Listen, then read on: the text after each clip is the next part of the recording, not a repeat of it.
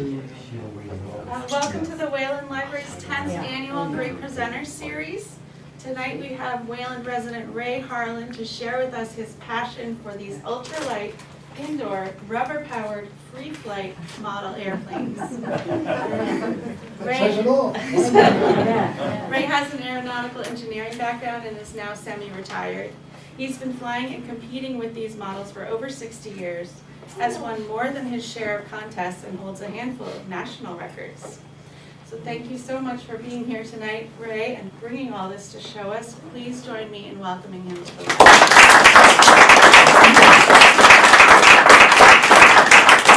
Thank you very much. I apologize for taking longer. I forgot how long it takes to put these silly things together.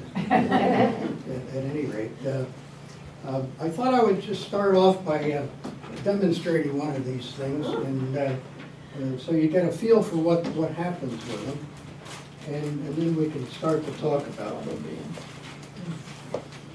So, as Courtney said, these things are powered with rubber bands. They're not just your average rubber band, but it's a special kind of a rubber, and we'll talk about that some more later. But at this point, I just want to see if we can't see what it's like to fly one of these. When I first agreed to do this, when I walked in here, I'd forgotten this room. And as I walked through that door, the walls went, whoa. So I have some lubricant in this bag. It's some jazzy chemical that they use to put dashboards in cars. That makes them slide into place rather than making it difficult. So I have a couple of things here. This is a gearbox with a hook on it. This motor will probably take 2,000 turns, so you really don't want to do this to it all day long. And so this is 20 to 1, so it's a little bit quicker. And then we've gone a little high tech, and I have a device which is it's a scale, but I have a little torque arm over here with a hook on it, and so it measures torque. And that's, we'll get into that. It's basically how hard you twist the rubber. And so we like to know some of these things.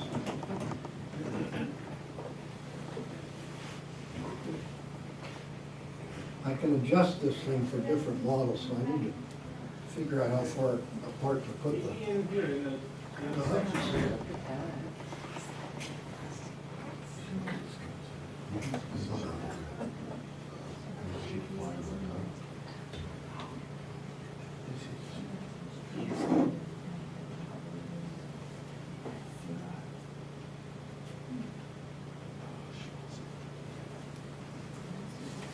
I don't want people to put colors up. No. All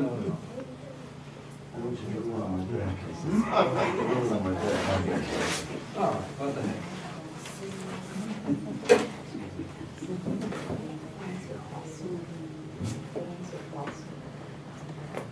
I've got to put a little over 2,000 turns in this. We stretch it a bit, and we put about half the turns in out here somewhere and then slowly walk in. Years ago, I had a winder. Whoa. That's a strand that broke. Yeah, we'll do another motor. We'll try to bring a few.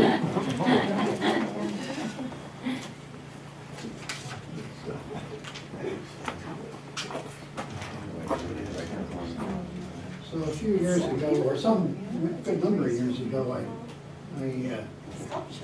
had a winder, and I thought, boy, I really ought to have a digital counter on that, you know. And so I finally worked it out and put a counter on it. And I learned something really important. I could not count. Every time I do the thing mentally in my head, and then I'd look at the counter and, oh, it was something else. Not by a whole lot, but by something. So let's just be a little more consistent.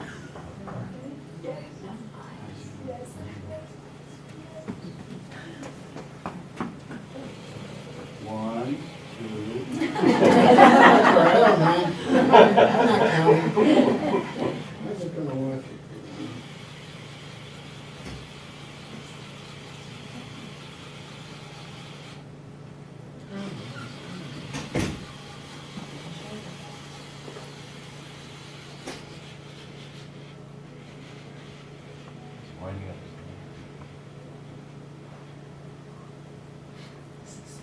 There's 2,000.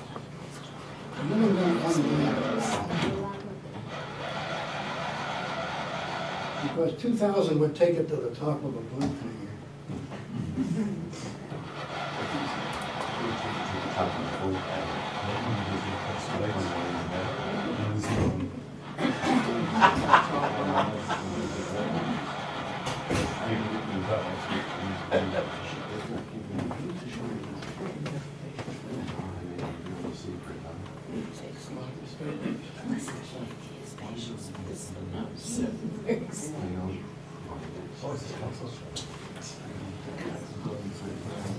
Oh, yeah.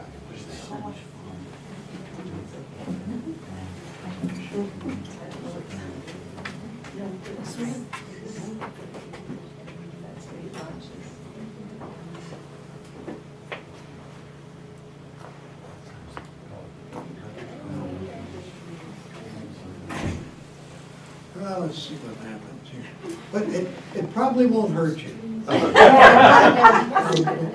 What I'll do is I'm gonna launch it, it'll go over there and maybe it'll go back and I'll chase it down and try to get it. If it does come down and hit something, well, I just try to hold still. They're kind of fast. Wow. Enchanting. Yeah. That is enchanting. Oh my gosh. Yeah. It's over all these nice hot bodies. Yeah. And it'll tenderize. Stop breathing. Suspended animation. There's a low pressure. It's stalling a little bit. We've got low pressure over there. Storage system coming Yeah. Walking the dog. Yeah. Wow. Did anybody by any chance notice it was really going? A little bit? Do it again. Let's see.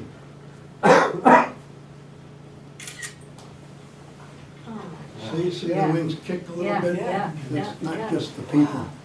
The propeller's a little out of balance, but not by weight. It's by pitch. It's the angle of the blade. It's a tiny bit. I noticed it was. I don't know why they were indoors. Hmm? Is it hidden? No, I just. No, it's just- Okay.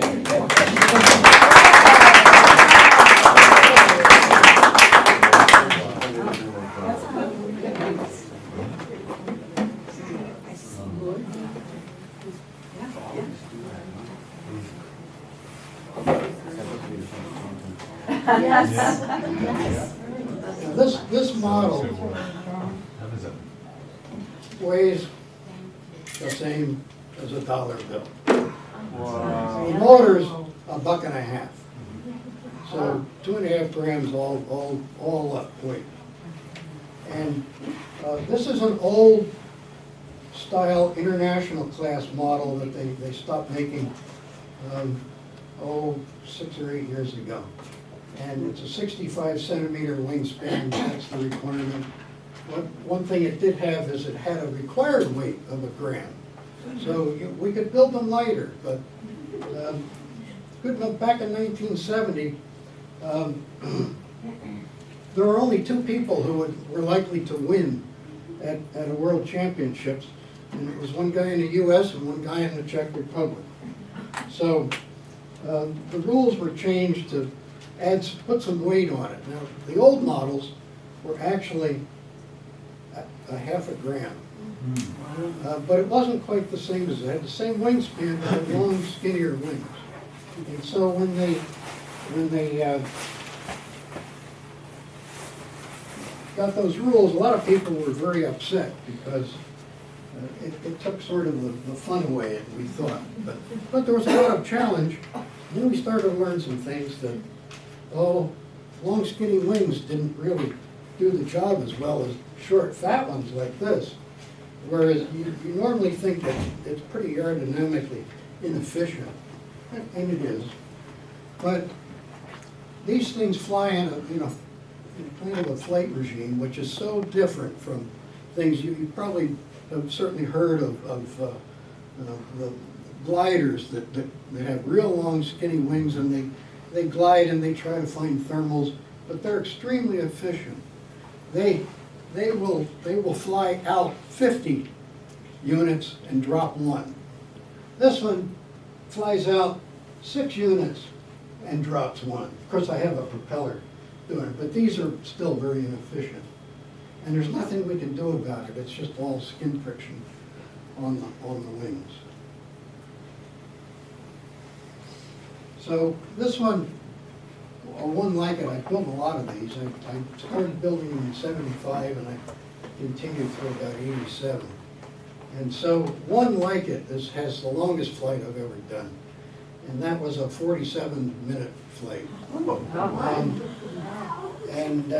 How many turns, how many? Couple thousand typically to launch. You don't launch with the highest torque in it, but which we'll get into a little bit. But when I did this, it was out in Akron in the Goodyear Air Dock, and which is 180 feet high. And I was really excited. I had not had any records. I didn't set any records for like 20 years. And because I had changed to the older age group, and it was a lot harder. And so I broke this record. And in came the guy from Indiana, who's now an 8-time world champ, and took my record away by 10 seconds. So I was out of the books for 22 years, or 22 years, and in the books for 22 hours. At any rate, it was a lot of fun. So let me talk a little bit about how I got started in this crazy thing. I guess when I was like 13 or 14, a classmate of mine and I got interested in flying some models, and they were the kind of thing you flew on wires, you know, around in circles. And they had a handle with a control. The control was if you pulled one wire back, the airplane would go up, and if you pulled the other wire back, it would go down. And we had a lot of fun with those, but I wanted something more, and I got into a club. I grew up in Philadelphia, so I got into a club there, and they had a national championships in 1953 in Willow Grove Naval Air Station. And I flew a free-flying model, but this had a little gas engine, and it was for outdoors. And gee, I managed to take a second place in the junior age group, and I was really excited. I got some pretty good press in the Philly papers. But some other kid got more press. And he flew a couple of indoor events, and I had heard of these things. I had never seen them. And it turns out he won with a model similar to this, but probably smaller. And another model that has a build-up fuselage and the rubber goes inside. It's a cabin model. And he won that event with a flight of 18 seconds. And, well, I knew what these things flew for. They flew for minutes, not seconds. And I thought pretty quickly, I thought, well, there must not be any competition. I think I'll try. So I was trying to find someone to help me out in a local hobby shop, and it turns out in those days they had a distributor in the area, and then his salesman would go around. Well, his salesman was a well-known indoor flyer. Unfortunately, he wouldn't give me the time of day. So, but a few weeks later, I was lamenting in the hobby shop, and a guy who was about 25 came over and said he knew something about indoors, and he did. And he helped me, showed me how to build a model a little bit smaller than this, but still a sizable model. It was a model of an airplane that was the first one ever to do 30 minutes. And so it was pretty nice. And I ended up going to the national championships. They were in Chicago that year, the next year. And I had changed age groups. I was up in the senior age group. And so I ended up messing the model up and rebuilding a lot of it. And finally, late at night, when I got the thing flying, and there was a pretty famous guy from Detroit flying there, and he had a flight of 1248 or something like that. And I managed to put up a 1402, and I won with the first model. So that pretty much set the hook. I haven't been able to get away from it since. So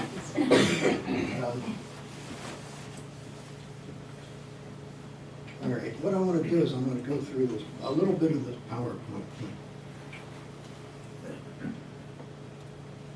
So where do we fly these things? I've talked about some blimp hangars, and you'll see some. This was a site, unfortunately, some of these we don't fly in anymore, but this is a really nice site. This is East Tennessee State University's indoor football field. It's about 110 feet right up to the skin of the roof at the top in the center of this place. And it was really a nice place. The air was usually good. We used to get a lot of people there, and I've done from about 2001 to 2012. I went every year, and I did really pretty well. I had a very good time there. And so unfortunately, they decided to have a big basketball focus, and they put a basketball court in here and put lighting. Well, it's the lighting that kills us. It takes away the airspace up there. So we don't fly there anymore. It's really too bad. This is the Akron Air Dock out in Akron, Ohio, that Goodyear had. And that's a really big place, and it was really a spectacular site. This is a picture inside. So it's 180 feet all the way up to the top here. And this is like 80 feet wide, so you have a lot of room to cruise around. And air in these places is not all just dead air. It moves around all the time. And you have to really watch it, be very careful. So having a large volume of air space up there was really nice. That's where I set the 47-minute flight on this model. This is the place I never got to, but this is unbelievable. There was a program in, oh, I hit something I didn't mean. How do we get out of it? I just hit a device called a cargo lifter. It was a combination of helicopters and balloons, or a big balloon, a blimp. And they built this hangar, they were going to build it inside. What you see is not the cargo lifter, that's some little blimp. This thing is 300 feet high. Wow. It's really 100 meters, so it's a bit more. It's about 50 miles south of Berlin. And some of the modelers got in there. I never, it was in the 90s, or maybe earlier this century, that they were able to get in there, and I didn't go. I'd really like to have gone. And then they lost their funding. They closed up shop. They sold it to the Taiwanese, who put in an artificial reef in this, or a lagoon in here, and it's a place to vacation of all things.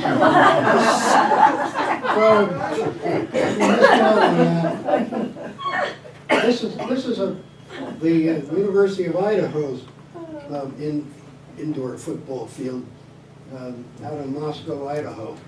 And it's about 146 feet up to these panels. So that's a nice place to fly. What's interesting and challenging is this is 3,000 feet above sea level, and you can't get the same performance that you can get at near sea level. So, then this is the wildest place in the world. This is a salt mine in Romania. The base is 400 feet underground, and it's 210 feet high. And it's kind of cold in there typically. It's only about 51 degrees, and so it takes the energy out of the rubber. And I've flown there once. I was on two teams, two U.S. teams. I was on a team in 1980 and flying another site, which we'll get to. And then I was in one in 82 and flying here. And this was my Achilles heel. This one, I just could not get things going well. And you don't get really huge times, but boy, is it a space. It's really something else. We'll talk about balloons a little later. You see these balloons, that's how we steer these models. They have strings on them, and we can catch that string. Well, we don't like the string, we use something else. If anybody's familiar with cork saver, it's a foam that's like 3/8 of an inch in diameter, so we use about 25 feet of that. When we slide it in here, it won't catch on the propeller and get stuck. Regular just string will do that. And this is Lakehurst, this is where the Hindenburg was parked, a little bit, not much. And so it's about 172 feet high. You can see there's an airplane, it's not my kind of airplane, the radio control guys fly in there some. And it's also loaded with things for emergency preparedness or something. So we have to fly around a lot of detritus on the floor. But that's a place where records still are set, and it's really a neat place. As I said earlier, the air isn't always perfect in these places. And one time with one of the small models I have over here, we'll get to, there was a jet stream right down the very top. It's not open, they have windows, but they're not all whole. And one time this thing's going down and it's making circles like this. And so I had a race to get a balloon on it. It was difficult. So you have to be careful where you launch and make sure that you know where it's going to go and ride some of those waves out. And I did discover the ideal place to launch from one time. As I said, they had parked some porta potties in there, and one of my buddies was into photography. I said, I gotta have a picture. Sometimes you have to think inside the box. That's cute. So I'll hold for a little bit and we'll go and look at something else.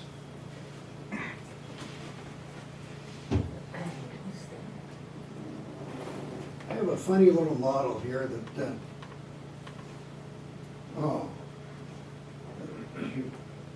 well, it's not as funny as I'd like it to be. I will fly it, but there's supposed to be a peg, and it must have fallen off when I took it out of the box or something. But the peg is the magic part of this. I'm sorry, it'll go up and stick in the ceiling, and then this will fly for quite a while. But without it, it won't fly very much. But we'll just give it a try, see what it does.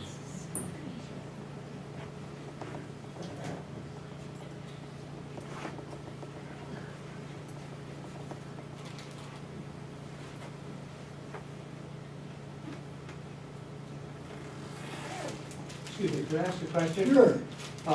The issue with the lights at that University of Tennessee arena, what was it, the heat generated from the lights? Or They're all the way on the sides, and so they probably generate some heat, but it may go up, and it may cause some things, the models to rise a little bit when they're up high. We never really got bothered by that too much. Oh. What we did get bothered by was a speaker or two up in that area that had a penchant for these models. Oh.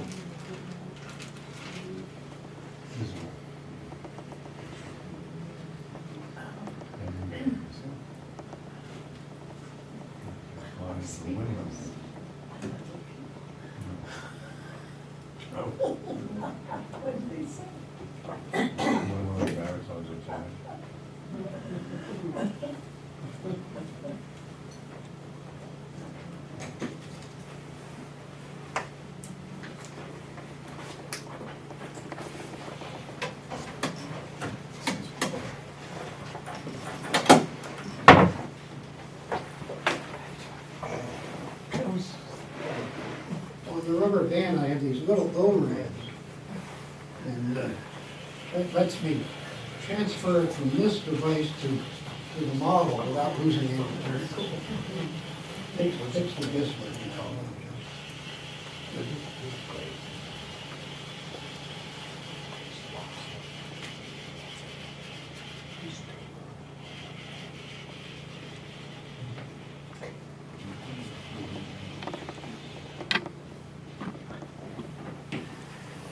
It may jump around quite a bit here.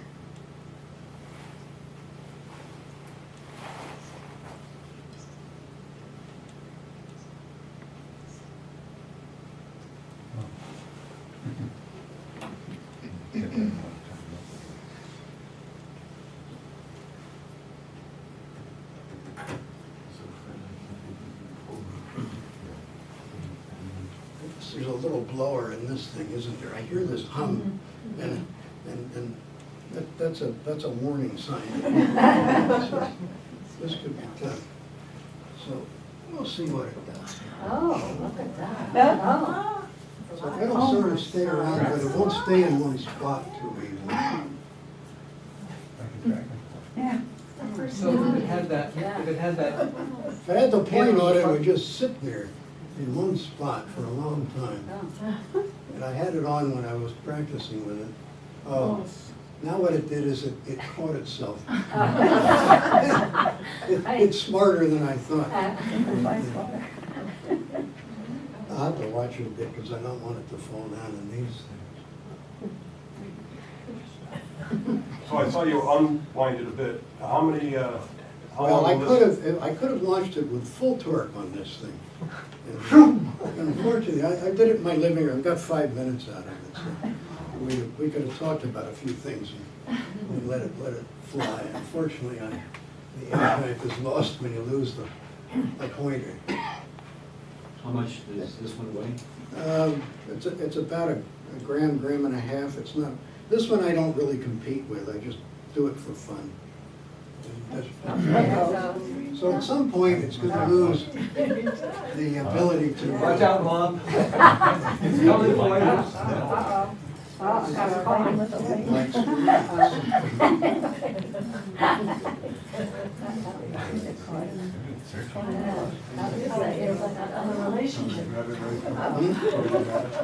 If you just take the end and just push it down, we'll knock it off.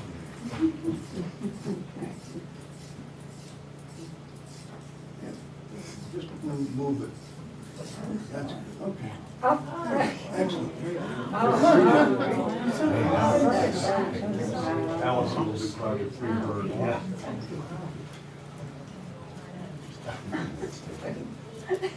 It's definitely. Go to the light. Yeah, that's all right. Let's talk about that color, because that's an interesting thing. It's clear film, but it has these colors. What it is it's so thin that it's an interference pattern that you get in the film. And it's essentially those colors, the thickness of the film, where say the green is a quarter wavelength of light, or an odd number of quarter wavelengths, but it's really about one, of that color. And so the thinner the film, the brighter the colors and the more varied they tend to be, because it's pretty tough to make some of that. That film is only about, I guess it's about 35 millionths of an inch thick. Not that we know what that means. How do you make the film? I don't. Years ago, we used to cover models with a lacquer that was poured on water and picked up on a hoop. And now we've gone to Mylar. And this is the stuff that's used in capacitors and electronics. And although some of it, the really lighter stuff on some of these models, a couple of light models, was really experimental stuff that DuPont had. And they don't sell it on the open market, but we managed to get some. It's persistent, I guess. To make it, well, Just reminds me of And are the structural pieces wood? Yes. Yeah, I'm about to, as soon as I get this thing back, if it wants to come back, I'm gonna talk about what we make these things out of. is the Mylar that's there one sheet? I mean, when you want to make a wing, don't you need a double? No, a Perfect. very interesting thing. These are all just single covered. We don't have, our airfoils are just thin arcs. And there was a German aerodynamicist during World War II, did a lot of low speed Here it comes. stuff. And It's over. you want to be, Actually, I appreciate that. And he did some experiments and he discovered that at these real low speeds, a simple shallow arc was about as good as you could get. So we don't, that's a really nice thing for us because we don't have to cover both sides. So it's like the top of an airplane wing? Yeah. You still need the curve, you need the shape.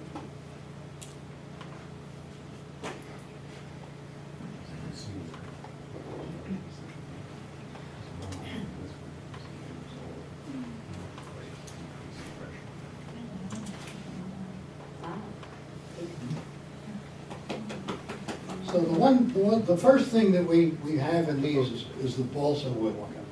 And of course, everybody knows that the balsa is the stuff that's lightweight and it's good for building, but what's really interesting is it's not just lightweight. It has a range. If you take a piece of pine, all pieces of pine are probably about 25 pounds for a cubic foot. And all pieces of maple are about 45 pounds for a cubic foot. And balsa is something else. Balsa starts at 3 pounds per cubic foot, but can go all the way up to about 32. It all depends on the growing conditions of the balsa. Where did it grow? Where did it? How fast did it go? It grows in a rainforest, and and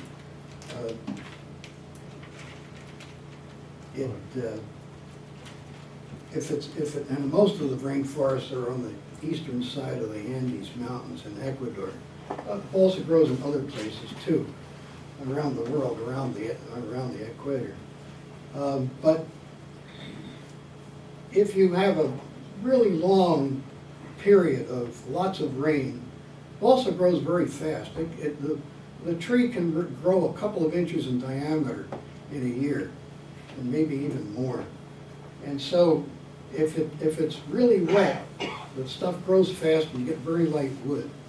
And we are very choosy about our wood. This is really special stuff because most balsa wood ends up at about 10 to 15 pounds per cubic foot.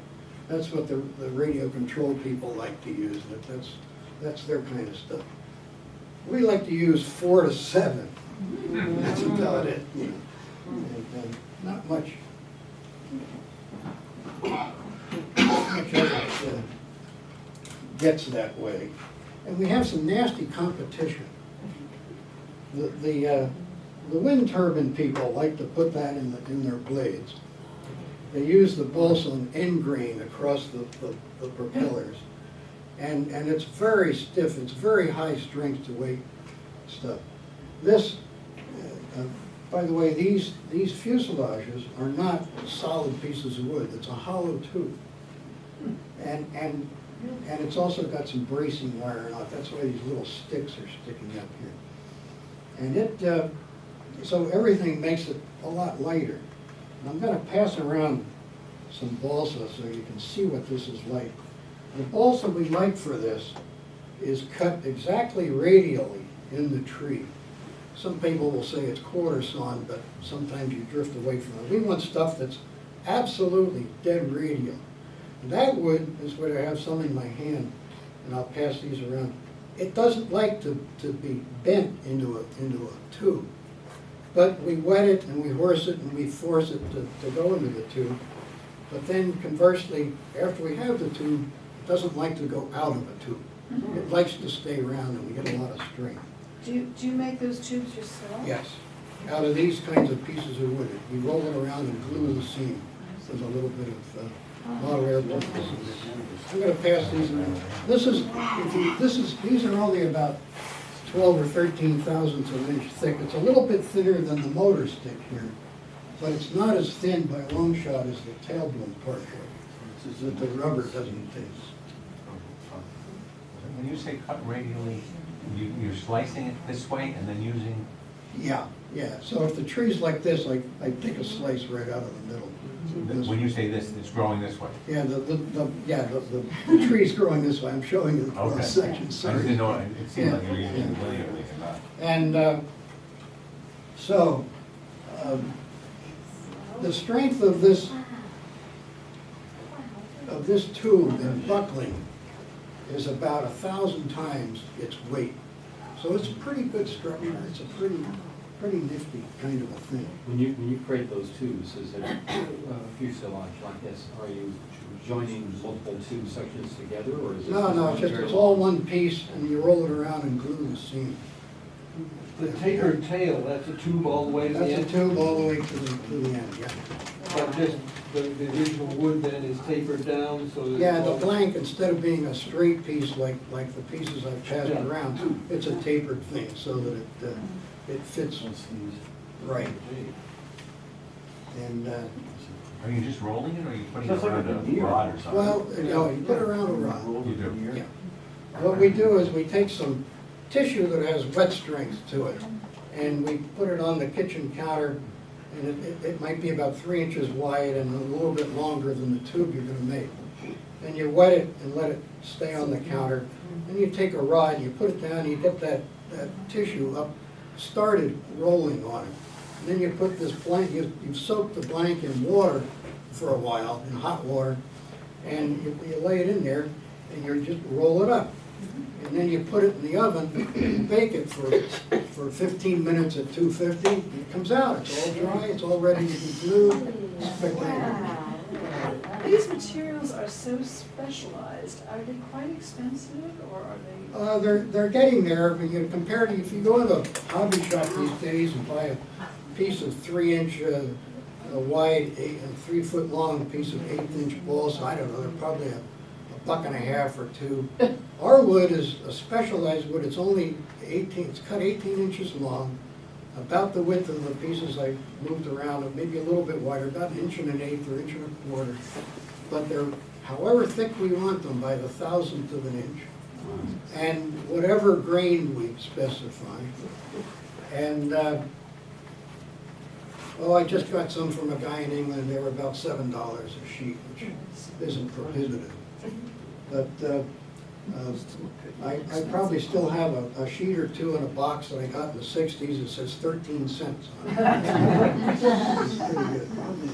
But, so one of the things we do with these now, this model doesn't have it, but we're using some high-tech materials. We use some boron on materials. Boron's a filament. It's actually put on some very thin tungsten. Tungsten wire is about 1,000th of an inch. And then the boron, the total thickness of the whole thing is about 3,000ths of an inch. And that stuff is so stiff.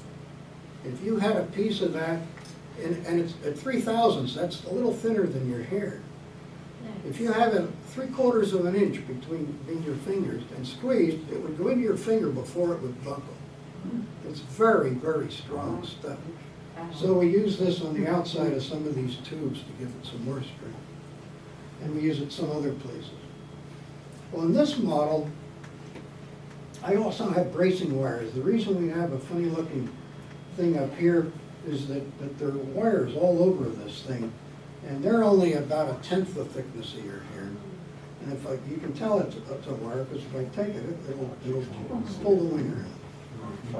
But we can get very lightweight models. Some models they don't bother to do that with, but we'll get to a couple of those in a So minute. that supports the dihedral. Excuse me? That wire that you just touched supports the dihedral? Well, it supports the wing out here. It just keeps this whole middle panel, keeps it from moving around.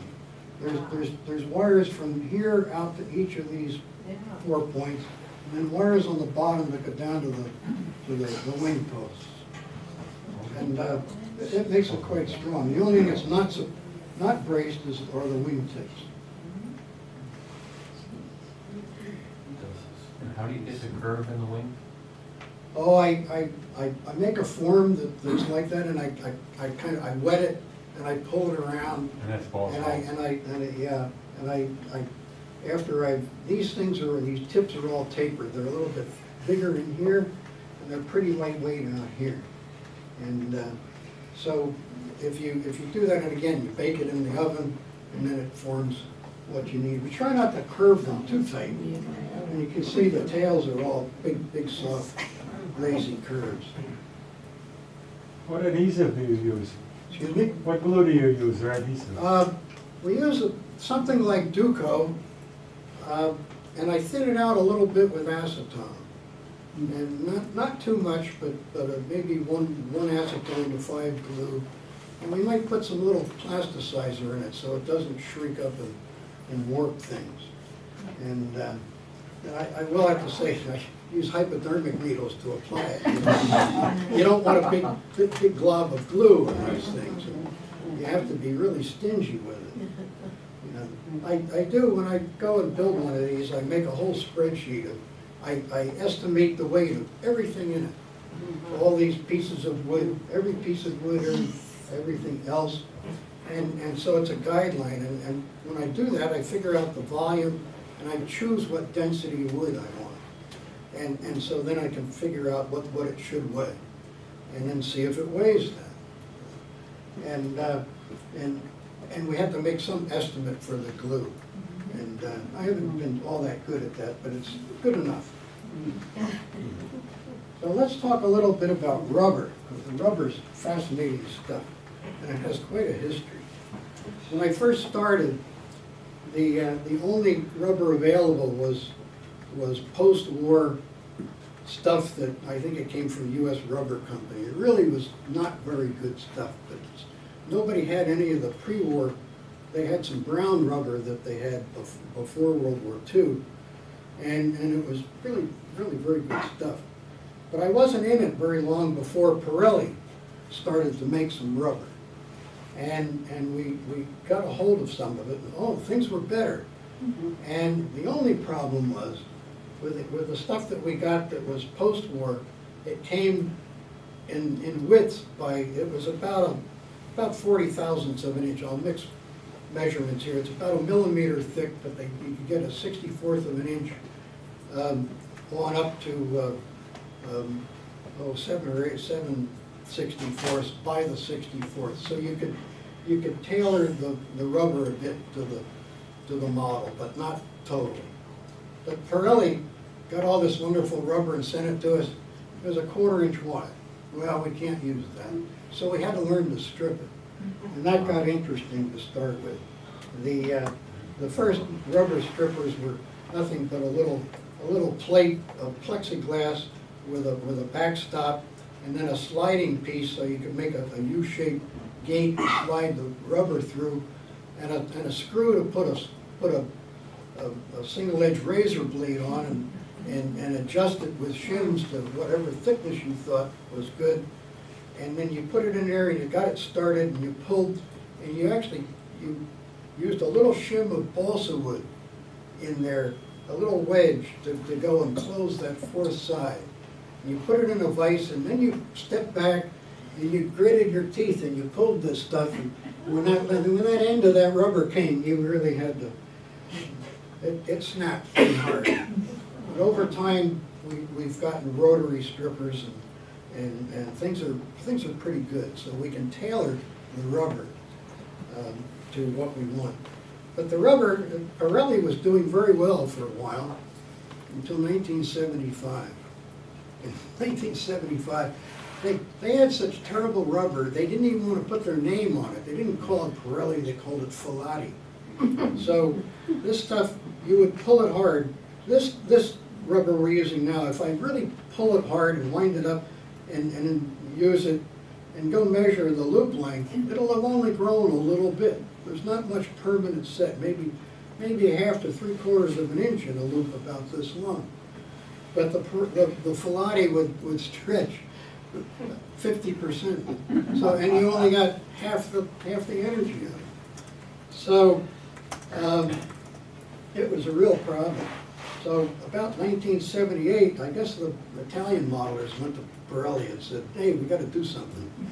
And they must have had a rubber chemist in the room, and he said, I'll take the lamp black out of the rubber, you're not using tires, and do this and that and the other.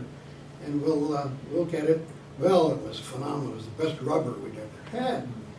And I was the team manager for the US that year, and I got some of it from a guy in Italy, and I was a little worried that we were gonna get it in time. And he said, oh, don't worry, he said, and you know, you only wrote, you couldn't email them. This was in '78. So I get a letter, says, oh, don't worry, he says, it's coming, it's coming. And one day I get a call. This is Alfa Romeo in New Jersey. We found a package in the trunk of one of our cars addressed to you. Sounds good to me. This guy worked for Alfa Romeo. So I got my rubber. It's like my French connection with rubber. And so, and the U.S. did pretty well. The guy who was 8-time world champ that was his second time being world champ. And it was flown in England. And one of the blimp hangars in Cardington that housed the R100 or whatever. And the team placed second. So after that, it got okay, but then Pirelli found some carcinogens in the rubber, decided not to supply it anymore. But meanwhile, there was a guy here in Massachusetts who was chasing down some rubber, and he went to Titleist golf ball people and said, what are you using for rubber, you know? I need to get some for the modelers. So he ultimately did that, and that's what we use now. This is rubber from Titleist golf balls. However, it's twice as thick. We didn't want it quite so thin as they had. So they bond two sheets together and strip it. And things kept getting better and better. And then in 1999, there was this magical batch. Unfortunately, I never got any. I was paying too much attention to other things. But it really was, it was like 12 or 13% better than anything else we'd ever had. People are still flying on it.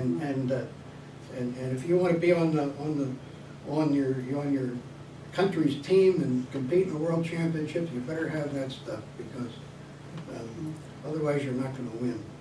So I never got any, but I don't, and I stopped flying those international class things back in '87. It was too much commitment. But so the rubber is really interesting stuff. And I want to go to another slide here. And this is, I apologize for getting a little technical, but what we've got here is we have a graph, and over on this side it's measuring torque. It's 0 down here, and it goes up to 0.7 inch ounces up here. And over here is a funny kind of an ordinate. It says turns unwound. All that means is I wound it all the way up as tight as I can get it, and I'm going to start there and let this thing unwind. And as you do, it comes down off a big peak, and then after a while, it flattens out. It slowly drops off, but it's quite linear in here. And so a couple of things you'll notice is that this thing tells you the average torque is 0.129 inch ounces. So it's up in about here. This is where the average is.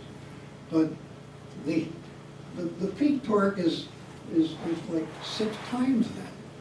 6 times. That's huge torque. So what does this mean for flying? I'm going to put a red line in here. This is probably, it may be for the model that I was trying to use it on, will be the point at which the model, if you just had that much torque all the time, it would just fly steady and level.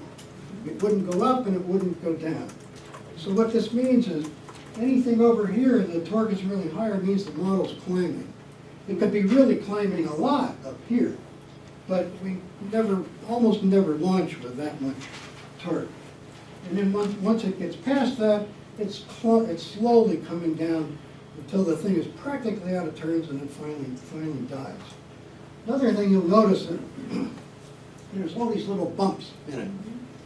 And what are the bumps? Well, the thing I test this stuff on is I have a torque meter. I don't use the thing like this scale is. It's just a piece of music wire. that you can twist it more than one turn and not bend it. And in front of that, I put an optical encoder, and so I can measure the angle, and I can calibrate the whole thing, and so I can tell by by looking at counts, how much torque I've got. So that's what we're really doing here. And all these ratty little things. Well, what it is, I have it set up with a propeller, not a light thing like this, just a paddle propeller about this big in diameter. And on the end of one of the blades, I have a little tiny magnet. And it goes past a reed switch, and it goes to some electronics, and it tells the electronics, oh, send a data point to the computer. So every turn, I have a data point. So what happens, these little jigs and jogs are the knots unwinding. When you saw me winding this up, you could see that it got fatter. And these are knots. And there's knots on knots and stuff like that. So these are every turn. And what's interesting is if you undo a knot, the knot is holding some energy, but it's sort of holding it the wrong way. It's holding it sort of sideways. So when that knot unwinds, it increases the torque in the motor, and then it comes down pretty quickly. But that's what all the jigging and jogging does. So let me talk about a couple of other things here. Then we do some interesting things that started about, in the early 80s. We have a thing called a variable pitch propeller. And what this does is, if anybody's a real airplane flyer, they've heard of constant speed propellers, and it's a similar sort of a thing. That as you apply more torque to the thing, the blades get bigger pitch, so they bite in harder, but it slows the engine down, or doesn't allow the engine to speed up quite as much. And that's just what I have on this propeller. I'm going to try to demonstrate. I'm going to try to twist the hook on this while holding the other part. And you'll see that the blades open up. And if you get this right, it really is quite magical. Because when the propeller has a bigger pitch in it, it requires more torque just to carry that plane steady and level. So instead of just having one curve here, as that when you have high torque, maybe that curve is way up here. So the thing isn't climbing with all this energy, it's only climbing with that energy up there. And so it's a way to get more time out of the thing. And so it's a very neat thing. It'll add 5 or 6 minutes to a flight pretty easily of one of these. When I did the 47 minutes, that was without a variable pitch prop. That's newer stuff. So we have all these little, things keep getting more technical all the time, a little bit. And, I need a drink of water, sorry.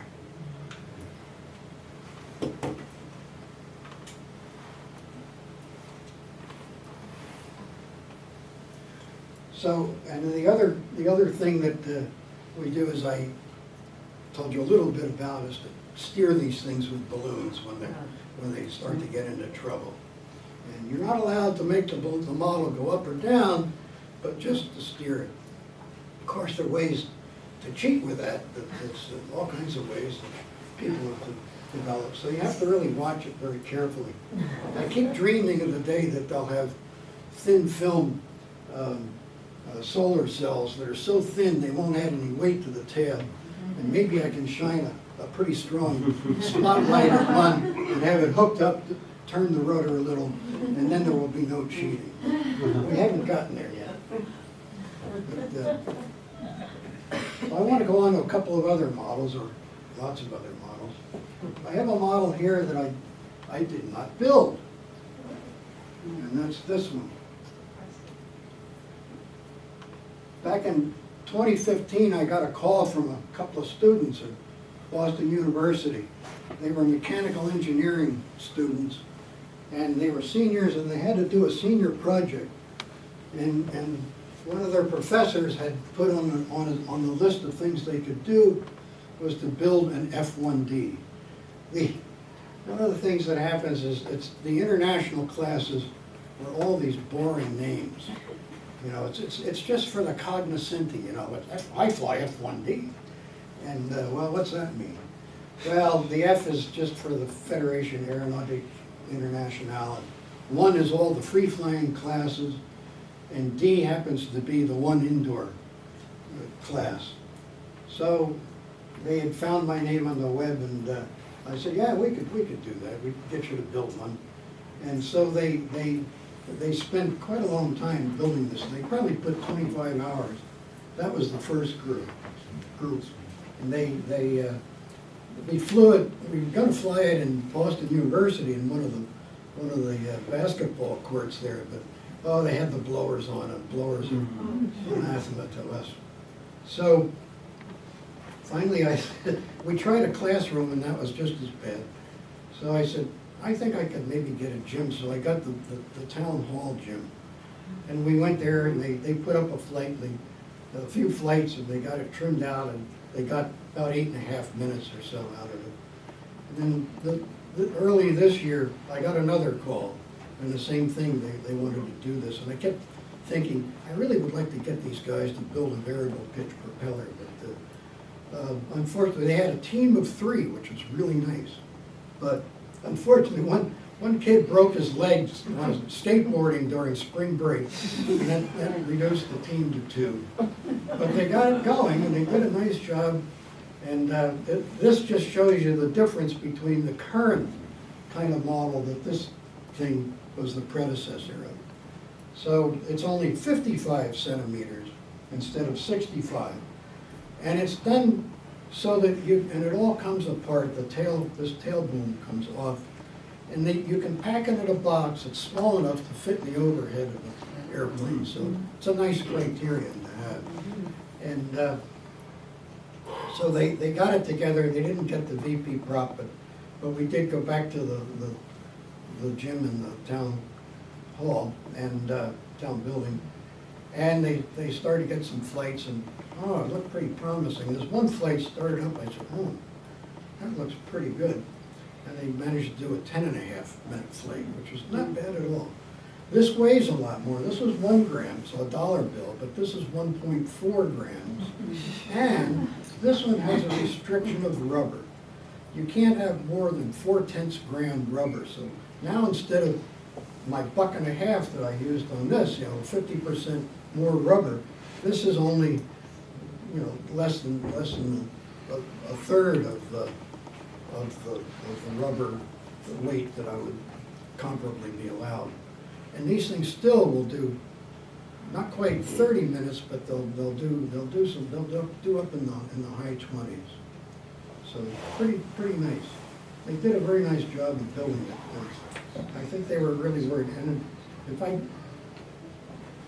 I'll just sort of walk among you, because you can see the boron on this one. And it's just a little black streak. Maybe the people further away can't see it. There's black streaks up here. And so you put a little glue on that and let it dry, and you put it in place, and you wipe a little acetone on it, and it glues it to this thing. Ray, how do you get them to go in circles? That's a wonderful question. Well, I'll just go finish showing the boron off here. How you doing, Paul? Good to see you again. Yeah. Nice. I know you've seen boron. Yeah.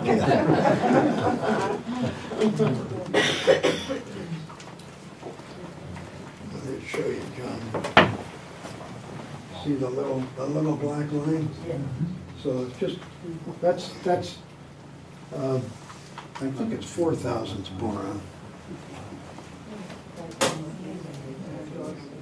You want to see what boron looks like here? I think I know. You can see it in here.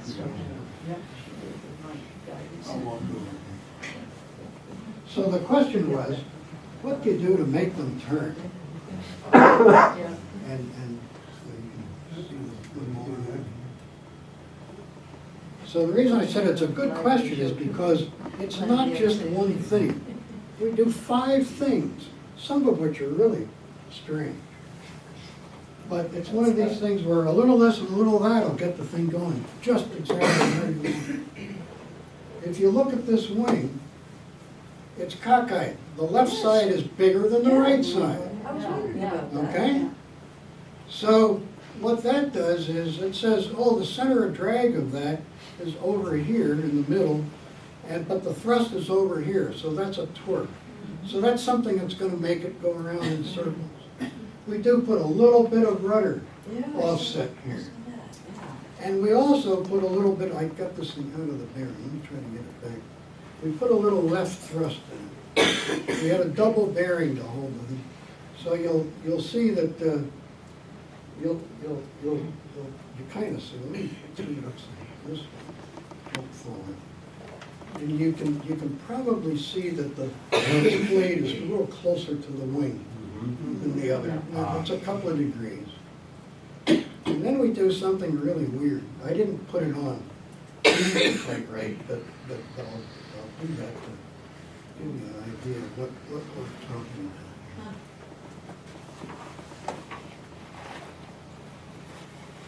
I have this just because the guys said that I leave it with a professor, so the next students could use it as a guide. I said, you think it'll survive? And so I said, maybe you ought to store it in my basement. Have they ever come back for it? Not this year.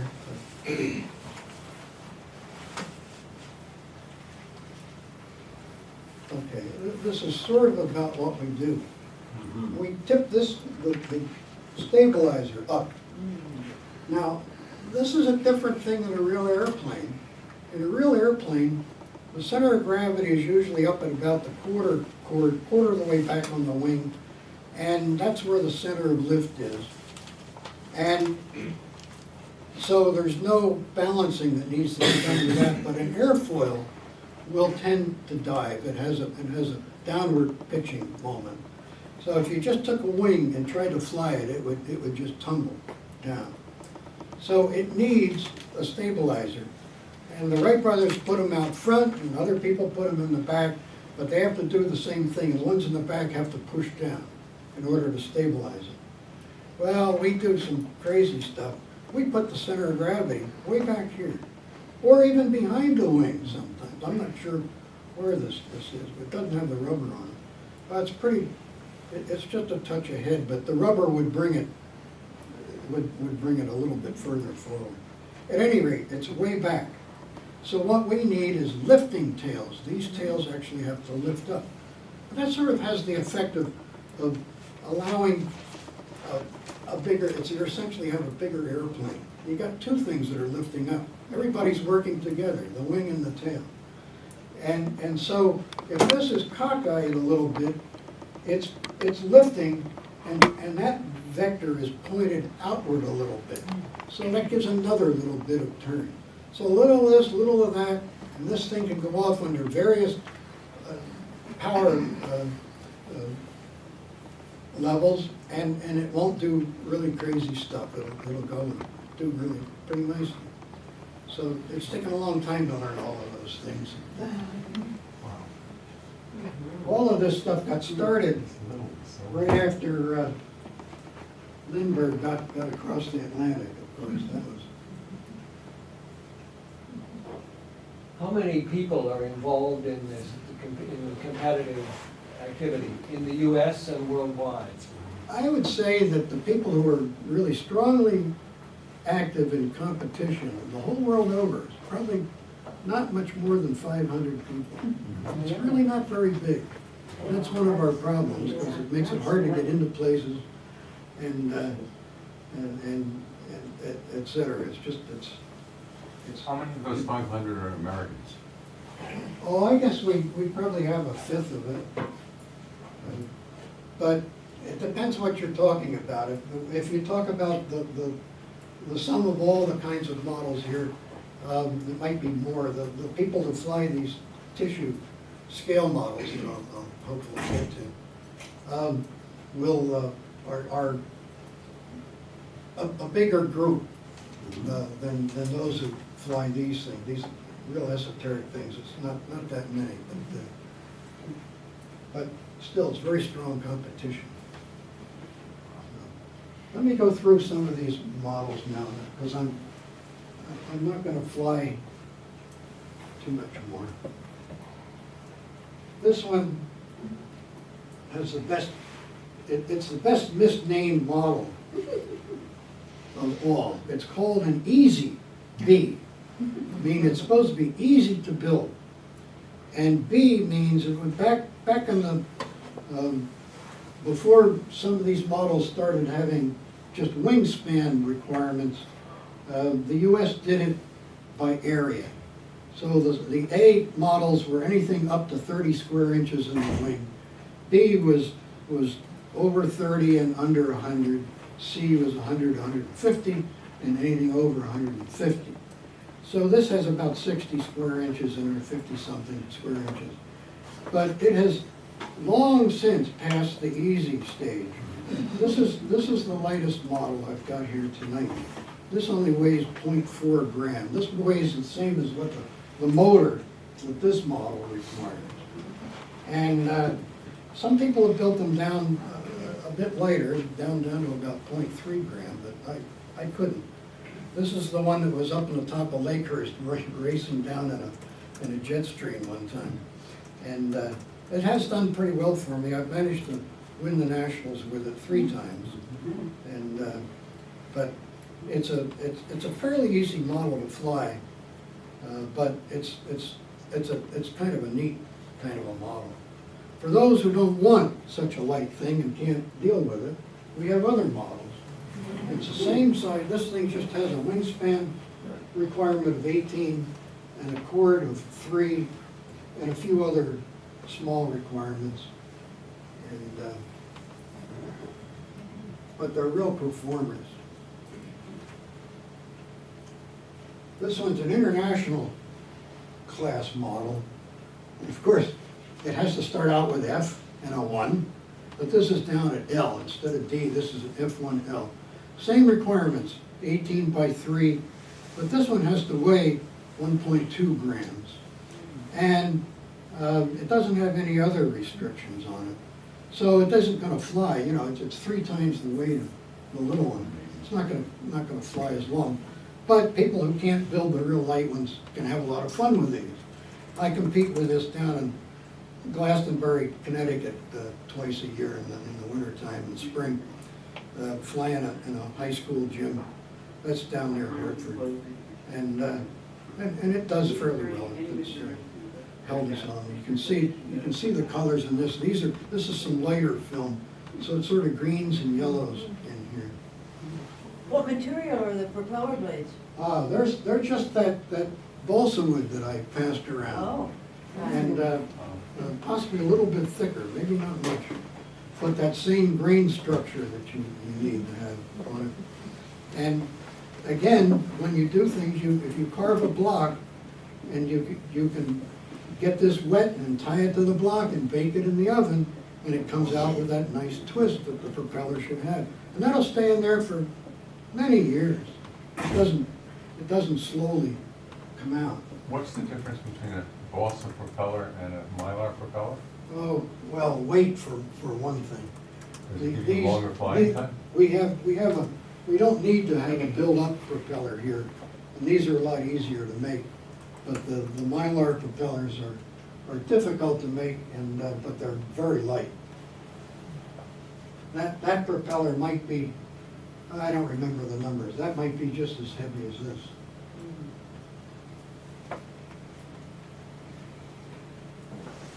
Then we have a class model, which is, this is a fun model. And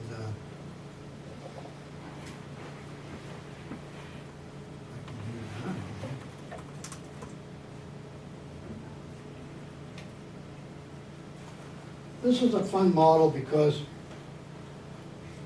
this is the latest model I've got. It's a fun model because there's only one rule. Only one rule. 35 centimeters maximum wingspan. Everything else is open. And you can do anything you want. It's got a build-up, it's got a tubular fuselage. But this model has done 29 minutes for me in that Tennessee site. And it's kind of been a war horse to it's, I could stand to rebuild it or make a new one, but it's done some really nice time for me. It's been a lot of fun. So there's not a minimum weight in this one? No minimum weight. How much is this one? And this one weighs, I think it was 0.015 ounce. I forget it in grams. That's under half a gram. It's probably less than that, 0.4 gram. Maybe it was 12,000. Anyhow, a very late model, and a neat model to fly.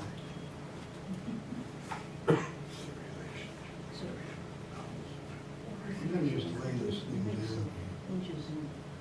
down. Then we have another model that, you know, once in a while you need to kind of recharge the batteries of flyers and tell them, hey, get out there, try this, and you'll have some fun.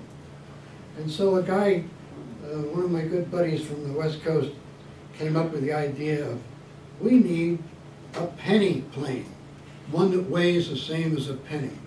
And of course, these days, pennies don't weigh what they used to, but the official weight was 3.1 grams. So this is triple what this model weighs. And only an 18-inch wingspan. And there were two classes of it. One is limited, which this is. It's only I think it's a 4.5-inch cord here. And this has dimensions limited. It's limited to how long the motor stick can be and how big the propeller can be. But it helps level the playing field for people. And so this will fly down in Glastonbury. This thing will fly 7 minutes or so in a 25-foot gym. So not bad. It looks as though there's a patch on the wing. Oh, there's a patch, yes. Yeah, sometimes we do nasty things to these guys. They need a little help. When they run out of power, do they crash? Oh, that's a good question, because I didn't explain the concept of this whole thing very well. They never run out of power. They go up in one of these in Lakehurst. It'll take almost 15 minutes to get to the top of Lakehurst. They start out and they look like they're going to be screaming up. They might climb like that, but they're slow. And 50 feet, boy, they flatten out quite a bit. And it takes a long time to get up there. And when you're finally up there, you're up in this area of the rubber band. So it's sort of the same. It doesn't go far. It may get up there here and not really much higher, and then by the time it starts to get over to here, maybe it'll start thinking about coming down. It stays there for roughly 15 minutes. And then it takes about 15 more minutes to finally come down to the floor. And when they come down, they land with some number of turns. You don't run it out. If you stop this prop at such a huge drag, it would just come down really much faster than the 6 out and 1 down. It would probably 3 out and 1 down. So you work it so that it never quite runs out of some power or out of turns. And you do that by adjusting how long a motor and how thick a motor you use, how many turns you launch it with. So it's kind of neat that they don't crash. And then do you catch it before it hits the ground?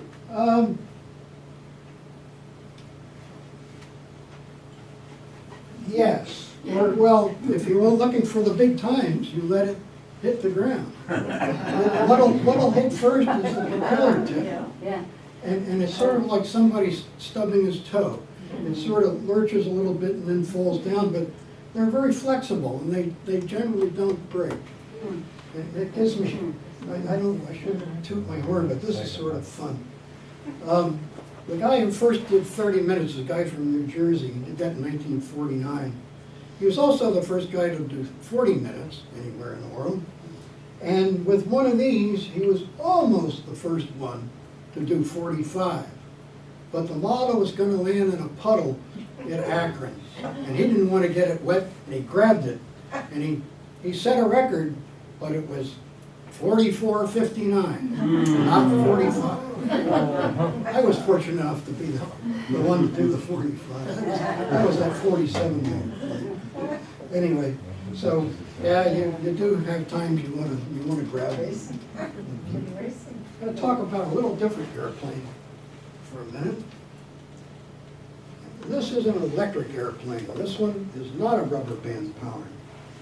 It's powered with a little itty bitty battery. This is the battery. It's a little lithium polymer thing. It only has 10 milliampere hours in it for anybody who knows what milliampere hours are. And it presents a different problem to us. This could be the hardest airplane to fly because you don't have that nice big torque curve up there to adjust for how you want to launch the thing. These batteries are so flat, they just go out and out and they're just the same voltage for seemingly forever, and then they finally die. And so I got started in this one. The event started, I think, about 2002, and I built another model, and I was doing pretty well with it, and set a few records. And then, as the time went on, I think around 2008, lithium polymer batteries were coming in, and we could light. The first models were flown on two little NiCads about the size of the end of my finger, and so they're fairly heavy.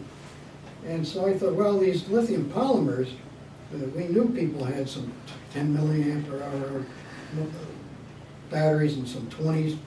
And so I thought, well, let's try a 10 and cut the time. It'll cut the time down and we can go to lighter models. And the rubber guys were complaining that these things flew too fast and they were dangerous. They were going to destroy other models in the air. So this one actually flies a little slower than that penny plane. But when I flew it, I thought, well, that's nice. They'll have shorter flights. So I was flying it in Lakehurst in 2008, and I was up, and it was going up, and it's climbing, and hoping it didn't hit the ceiling, and finally it didn't quite hit the ceiling. And then I thought, oh, I think it's finally coming down. And the records for the previous ones, the highest time that we had was about a 31-minute flight. And so this thing's coming down. It's got 39 minutes on it. But the big thing is that I can see the propeller turning over. Normally this propeller goes about 1,200 RPM. So you can see it. Well, if you can see it, you know the battery's practically dead. The problem with lithium polymers is you can't, it's dangerous to over discharge them below 3 volts typically. So I thought, oh yeah, that's good. I don't think this event is the right kind of thing. The batteries are $10. I don't think I want to fly an event that's $10 a flight. So it came down, and I before I disconnected it, I went over and measured the voltage on the battery. It was 0.77 voltage.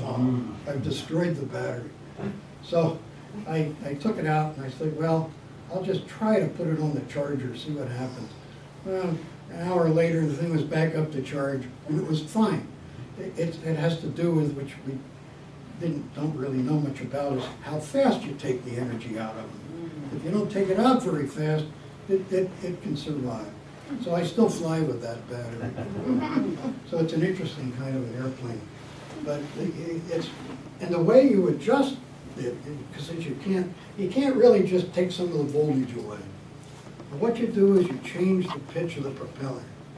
And I'll tell you, a degree will be the difference from the thing not going anywhere and going through the roof. It seems. It's a tough event. Not many people fly it. What does that weigh, sir? Oh, this one weighs about 4.5 grams. Oh, it's a tank. So it's not real light. It's got a little 4 millimeter pager motor, a little itty bitty thing. And I'm just going to talk a little bit about a couple models. These are stick and tissue. They're people who love to fly the old stick and tissue models. Used to buy kits back in the 40s and 30s, and So these are models of that, and we have some competition around here. We fly up at Georgetown or down in Glastonbury, Connecticut, about once a month during the winter, about 4 times in Georgetown and a couple of times in Glastonbury. So this is called a dime scale. This is a model of a kit that was kitted, and it has a 16-inch wingspan. And so they're fun. They don't fly very long. If I get 2 minutes, it's a pretty good flight. Good. And then this is another one that's similar, but this is a different class. This can qualify in 2 classes.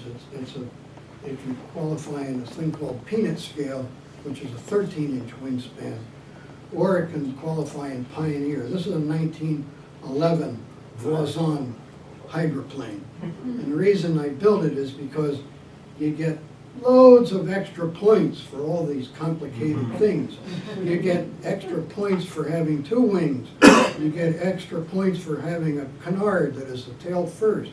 You get extra points for a pusher, and you get extra points for floats. So these are just the same things as seconds, so I don't have to fly it for the longest. They have a limit of 2 minutes on these. But it has an interesting little story. I built it maybe, I don't know, let me think. Yeah, maybe about 5 or 6 years ago. And I took it out to Idaho, that Vandals thing. I flew there in the 2014 Nationals. And it had done pretty well for me, but it had a big ceiling, so I could wind it up. But you notice that a lot of these propellers like this, all the blade area is out in front of the spar. That's so that if it gets into you get into some high torque, the blade will open up by itself. It's not one of these spring kinds of variable pitch propellers. It's just a natural thing. It's just a natural wood. So it'll slow down and make it fly better. I didn't really need that, but I was so used to building the area in front, I decided it would be a good thing. Well, I needed to put some right thrust in it, since I'm going to turn the airplane to the left, but back here in the back you do just the opposite, put some right. Well, the propeller was hitting the back of the wing, and I kept thinking, I ought to do something. I ought to rebuild it, but it meant taking the whole thing apart, the propeller. So I finally did that, and I put some more angle in it. You can see there's quite a big angle here, and I reduced the rudder, and I was flying it up at Georgetown. It's just a middle school gym, and before I did that, I would always have to be really careful launching it. I had to just the right angle of this, and sometimes it would do the wrong kinds of things. And when I flew it out in Idaho, I launched it, and it going. I was putting more torque in it, so it went up, but then it rolled to the right, and it went a long way this way. It was flying on the rudder, and finally it rolled back out and continued to fly. And the timer said, "You were at a knife edge for 9 seconds." I said, "Oh," and I got it back. That was good. So I finally changed this propeller. The first time I flew it, it grooved. It was just, the wings were flat, it was going up, circling, it was terrific. And I was so excited. You know, you still get excited about these things. I've done it for a long time. So I went back and I wound it up again. I thought I could go a little higher. Wound it up and took it out, and I launched it, and it goes, "Ooh!" I forgot to back off the turns. And then you do back off the turns a lot for a low ceiling. Well, it goes up and hits an air handle, slides off, comes around, survives, goes, and I could never do it again. It lands on a windowsill. It's and it's just sitting there, propellers on the What a break. Getting it down, I broke a couple of struts, but you get excited in your old age. You know? Is that this one and that one also go on rubber bands? Yes, yeah, there's a rubber band goes inside, it goes to a peg back here. Oh, I see. How do you wind it and put it in when it's on? That's an interesting question. I have a thing that holds it, and then when you wind these things inside, if you break a motor, you're going to destroy the motor. So you put a tube in it, just a plastic tube of some sort. We call it forget what I call it, but it's just a guard to keep it from exploding.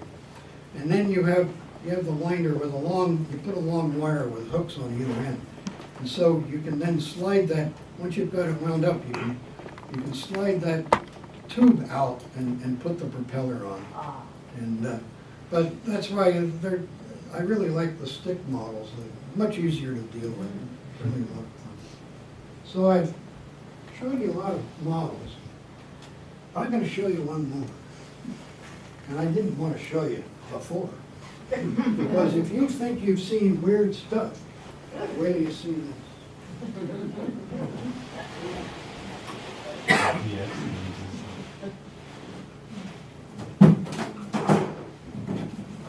Does the children leave?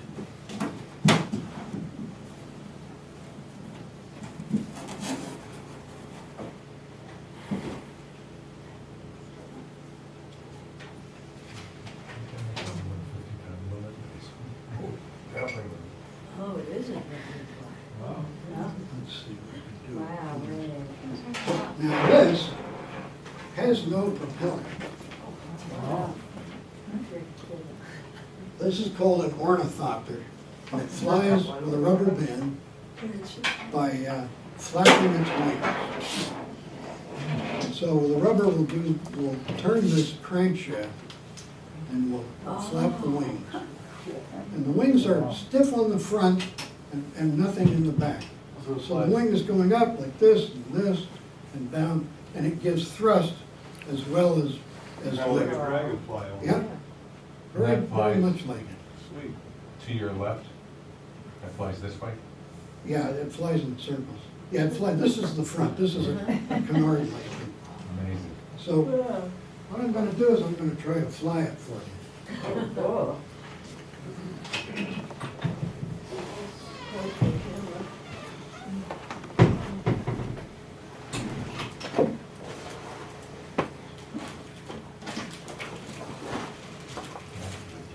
How much do the motors cost? Oh, let's see. It's typically about 25 bucks a pound, I think, for the rubber.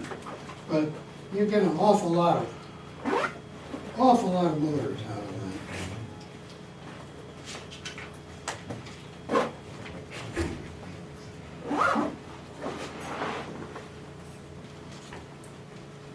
They're really, unless you get somebody who has that May 99 stuff, and it's going for about $1 a gram these days.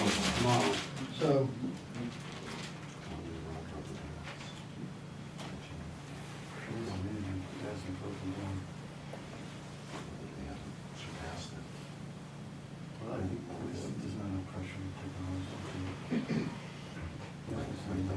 Ray, do you mind if I say something while you're setting that up? sure. I want to thank Ray in front of everybody. Not just for this. He, obviously, bright guy, skills, talents, a competitor. My son worked with him for a few years and went to Lakehurst in Idaho and Romania. And working with Ray, I can't tell you what kind of a highlight that is in my life and my son's life. And so I'm glad that I'm able to, in front of everybody, thank Ray. He is that kind of a guy, and he's just a real terrific guy. So thank you, Ray.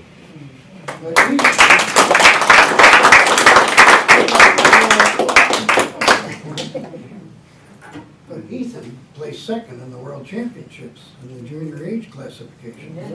That was the real reward. I just broke another rubber. Can you reuse and tie a knot, or is it just? You don't want to really do that. Okay. But that's why I have a lot of rubber. I used to do it on my own little ones, you know, snap. Tie a knot. I don't need to wind it up. Was that the kind you just wound? Yeah, exactly. I did a break now. Yeah. A low tension kind of thing. I knew that Dana's son really had some capability. We flew, I helped out with Science Olympiad at the middle school, and there was a model airplane event. And at that point, you had to have a plastic propeller on the model, and it had to be scraped down because it was too heavy. And Ethan got pretty good at scraping, but one day he came up to me, he said, we were just about to get the models, they're all finished, we were just about to go fly them. And he says, oh, my partner took the prop home, and I don't have a propeller. He said, can I get another one and I'll scrape it down? I said, yeah, but we're running out of time, but nevertheless.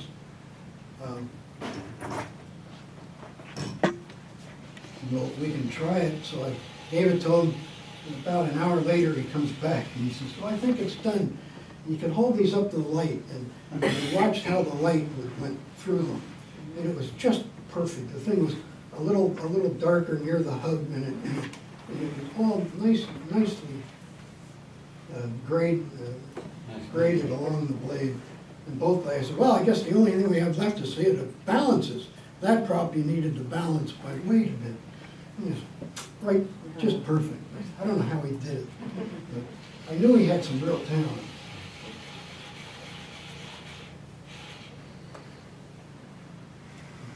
Sorry, I don't know about that.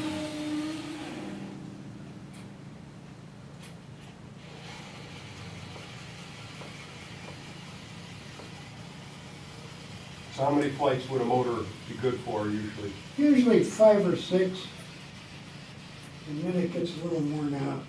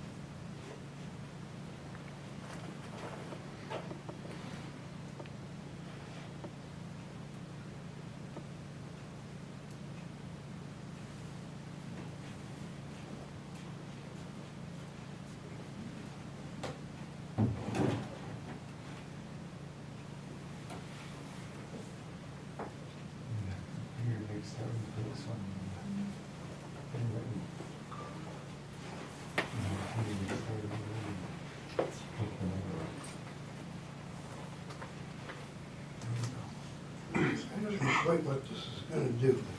I'm going to be chasing.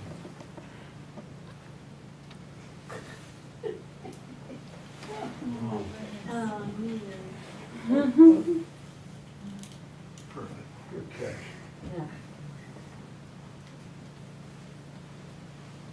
That's loud.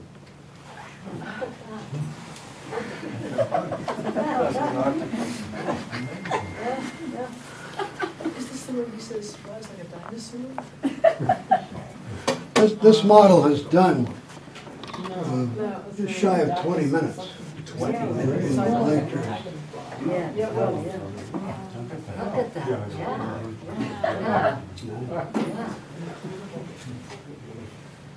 That's amazing. Yeah. So I just wanted to, this one holds a couple of records. And, Yeah,